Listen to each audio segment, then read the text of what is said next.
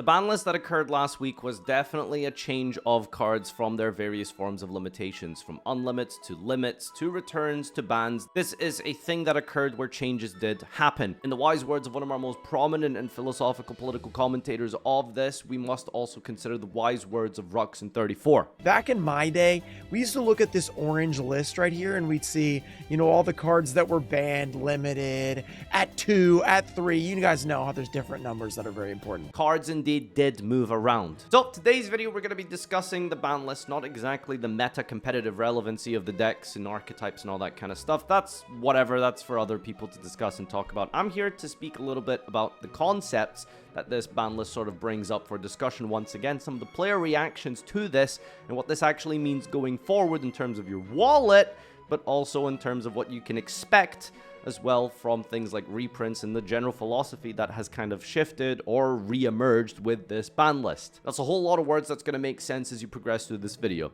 which you can support by becoming a YouTube channel member. Shout outs to all of you who have decided to support this channel. You get the cool emotes and the sub badge. Make sure you join and consider signing up today.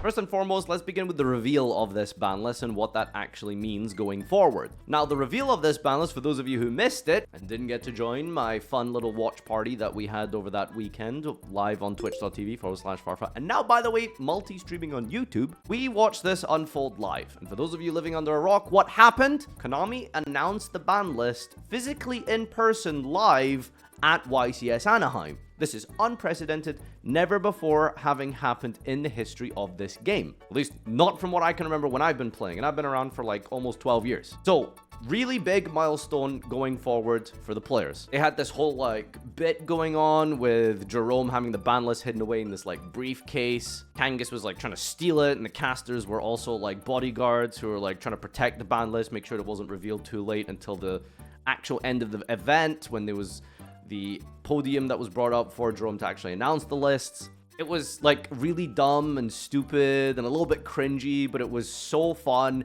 It was hilarious to watch live with so many people. We were just going crazy and insane at the thought of this unfolding.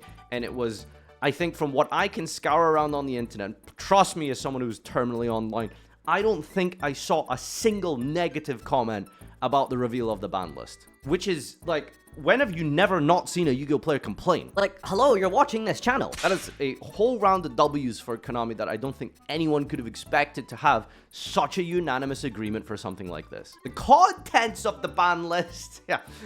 Okay, yeah, there's complaints there. But I'm not talking about that right now. We'll be discussing that a little bit onwards, but for now, let's talk about the reveal of the ban list. Regardless of what was revealed, the actual act of the revealing itself was absolutely incredible and 10 out of 10. So what does this mean for us going forward? I assume they've probably noticed that there is a huge positive reception to the ban list being revealed at an event, meaning that we can probably assume that this is going to happen going forward, and this is most likely going to set the standard for ban lists in the TCG henceforth. I don't know about you, but I feel like this is a positive thing that I don't think anyone is going to really find any flaw with. My only minor criticism is that I hope that they actually tell us about this in advance.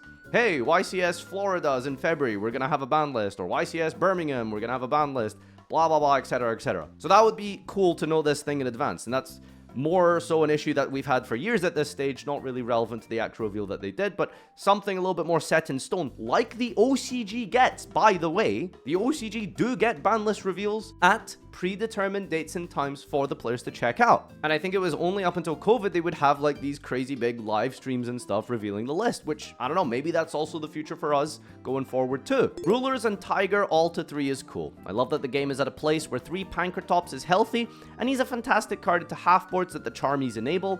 OSS ban is sad because I love Rescue Ace, but it was probably the correct Snake Eye hit. 10 pie hits were also great. So again, sticking with the positives for now, there was a lot of good things done with this ban list, which is essentially removing the competitive viability of Snake Eye, which a lot of people were very much exhausted from, and I think as a player base we can all agree we developed a ton of fatigue from this deck over the course of the last year. And we've also lost Tenpai, which is going to be a controversial discussion in of itself I'm going to get into, but overall there is a general sentiment that Tenpai is not a fun experience to duel against and even with. And that's not to say Tenpai is completely dead, because as of writing this video, there are regional tops for Tenpai still post-ban list. Could you believe it? But yeah, losing a ton of consistency here, and at least at the Premier event, YCS level going forward, I'm going to be extremely shocked if we'll see more than a singular top from Tenpai at any one event going forward. I mean, they had 2 at YCS Anaheim at full power.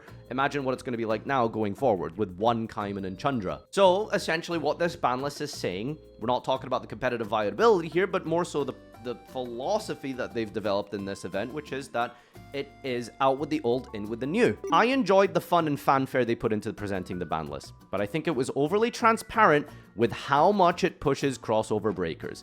This is a list that would have been appreciated 4 months ago, but now it's a little bit awkward. And I think Team APS really hits the nail on the head here. This is something that I think would have been really positively appreciated and would have had overwhelmingly well-received positive reception from the players if this was the last ban list and not this one. Because out with the old, in with the new is something that makes sense from a business perspective, but it is really blatant and overt just how much this is. Hey guys, go buy crossover breakers. These new decks are better. Like literally better, because you're killing the old decks. Now, what does that actually mean though? Let's look at the context of where we were with the YCS. There was one singular Snake Eye top at YCS Anaheim, of course, by Paulo Gonçalves. Fala galera! One singular top, pre-ban list for this deck. You would argue at that point, did we even really need a list? Same with Tenpai. There were 2 tops out of top 32. It really is strange, especially for Tenpai being what is considered to be the rogue deck of choice or a budget type of deck. Although, you know, Malcharmies aside, You don't need to play those. which came up in like one of my previous videos, talking about why people quit Yu-Gi-Oh for the monetary reasons. I think people really miss the mark on the fact that, yeah, Pearly, for example, can play the expensive staples, but you don't need to still play that deck. Anyway, that's besides the point. That's a random tangent. I was right, you were wrong. A lot of people don't like that Tenpai was hit so aggressively because it was a pretty decent anti-meta rogue option for a lot of players. Because like I said, you don't need to play those expensive staples. It is just a really strong, powerful deck that can do well with Dark Hole, Raigeki, Lightning Storm, and your Tenpai engine. But the question I'm asking is, did it really make sense to hit Tenpai and Snake Eye? Now, if we remove our biases aside, and we just try and explore this as card game players rather than specifically Yu-Gi-Oh players, you might really understand what I'm saying here. Just think about this conceptually. Snake Eye was a deck that's been around for X number of time. Only weeks ago we're talking, like barely a couple of months. We're talking weeks here. Snake Eye had a whole round of reprints, and then it just got killed on a list when it wasn't even competitively viable in the first place. It got one singular top. You can't exactly say this is a competitively viable deck. I mean, depends where you're moving the goalposts into the definition and semantics of what competitively viable means, but it's hardly oppressive and dominating the meta anymore, is it? Like, you just kind of have to really look at this as a player and think to yourself, like, this is extremely cynical. Like, you make a whole round of reprints for a deck. Some people who only play budget now finally have the means to go and play Snake Eye, and then it's just killed with the banning of original Sinful Spawn. You cannot really play the Wanted engine anymore at all in Snake Eye.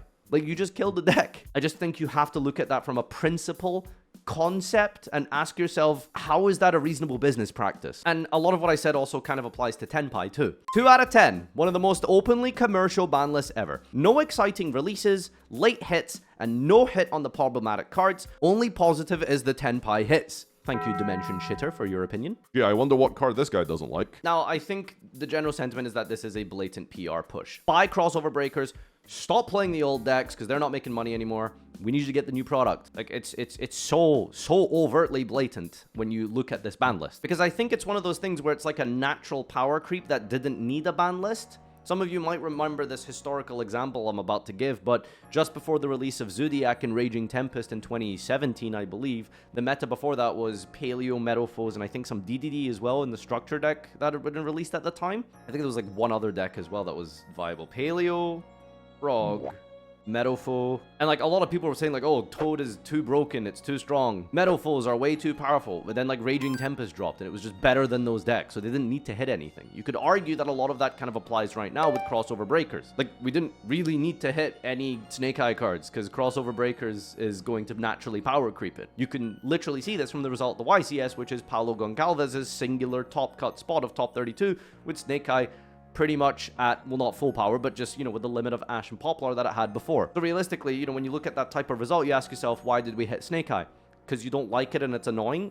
Sure, I do understand that, but that goes back to my discussion about the concept and principle of this forced rotation. The constant forced rotation of a game without rotation is starting to get a bit tiring. They drag their feet hitting the tier 1-0 decks with minor hits until decks that can finally compete get released, and they slaughter them.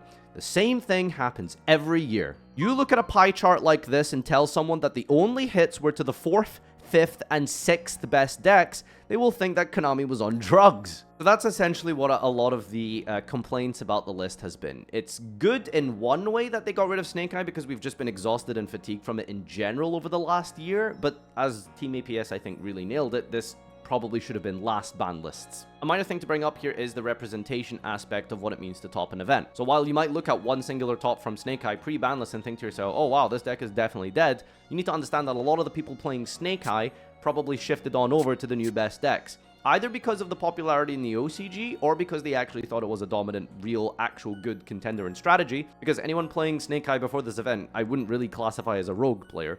So there wouldn't really be any benefit to play Snake Eye post-ban list, or even post-reprint if you did want to play it a little bit because now the deck was available to you financially. All the best players have probably moved on to play Yugioh anyway, even if Snake Eye would have been competitively viable. What I mean by that is that the representation mathematically is something that is objective and true that you need to consider. So for example, if 500 players enter a YCS that has 800 players running Burning Abyss, or Glad Beasts, or Blackwing, you're going to see Blackwing in Top Cut. It doesn't mean that Blackwing is a great, amazing, fun, viable deck anymore. It just means that raw representation brute force carried that deck into success, which is potentially what a lot of the situation was at YCS Anaheim with something like Ryzel and Malice doing so much better than Snake Eye and the other previous best decks. Now, we don't actually have the stats on what the raw entry deck breakdown is. I might be wrong, but I don't think we had the entry breakdown because it would be interesting to see the conversion rate of the decks. But representation is a mathematical phenomena that is relevant to this type of discussion that I did want to importantly highlight. And anytime I do these type of discussions, I do always bring this up because you do need to think about and factor this in. So, TLDR, what are we trying to say here?